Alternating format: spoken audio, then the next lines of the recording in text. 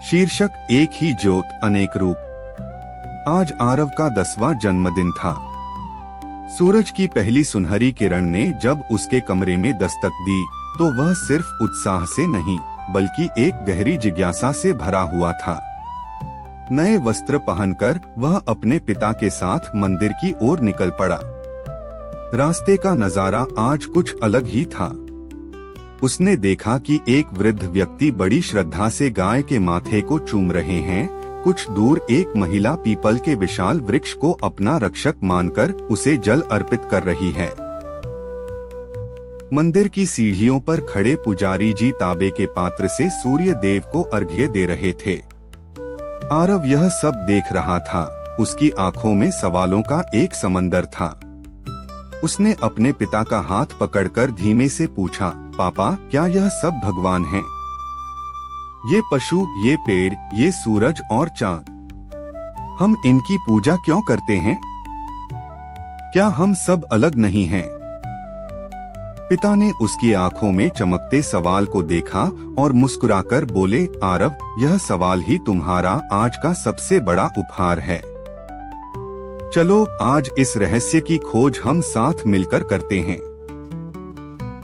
मंदिर से निकलकर दोनों जन्मदिन की पार्टी की तैयारियों के लिए बाजार पहुंचे।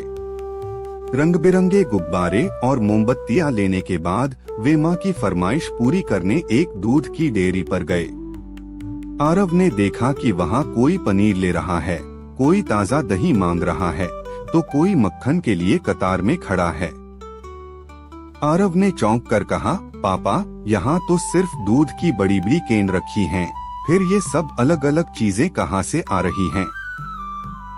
पिता ने शांत स्वर में कहा, पनीर हो या दही, मक्खन हो या छाछ, इन सब का आधार तो वही सफेद दूध है न।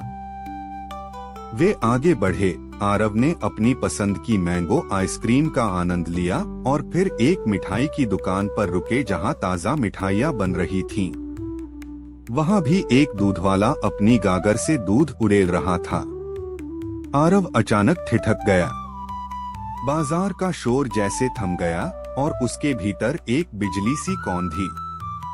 आरव खुशी से उछल पड़ा, पापा, मुझे मेरा जवाब मिल गया। जैसे दूध से पनीर, दही, मिठाई और आइसक्रीम बनती है, इन सब के नाम अलग हैं, स्वाद अलग है और रूप भी अलग है, लेकिन इन सब के भीतर दूध तो एक ही है। वैसे ही हम इंसान, ये मूक पशु, ये लहलहाते पेड़ और वह चमकता सूरज, हम बाहर से अलग दिखते हैं, पर हम सबके भीतर धड़कने वाली रूह और वह ईश्वर तो एक ही है। पिता ने गर्व से आरव को गले लगा। आरव को आज अपने जन्मदिन पर खिलौनों से कहीं बड़ा सत्य मिल चुका था। आत्मा का सुकून और प्रेम का संदेश। यह कहानी हमें सिखाती है कि मानव जीवन अद्वितीय और अनमोल है। हम अक्सर बाहरी दीवारों को देखकर एक दूसरे को पराया मान लेते हैं, लेकिन यदि हम गहराई से देखें तो पाएंगे कि हम सब एक ही ऊर्जा के अंश हैं। शांति और सुकून कहीं बाहर नहीं, बल्कि इस एहसास में है कि जो दर्द दूसरे के दिल में है वही मेरे भीतर भी हो सकता है। जब हम भेद को छोड़कर अभेद को अपनाते हैं, तब नफरत की जगह प्रेम और भाईचारा अपने आप ले लेता है। याद रखिए, पूरी सृष्टि एक ही धागे में पिरोई हुई माला है।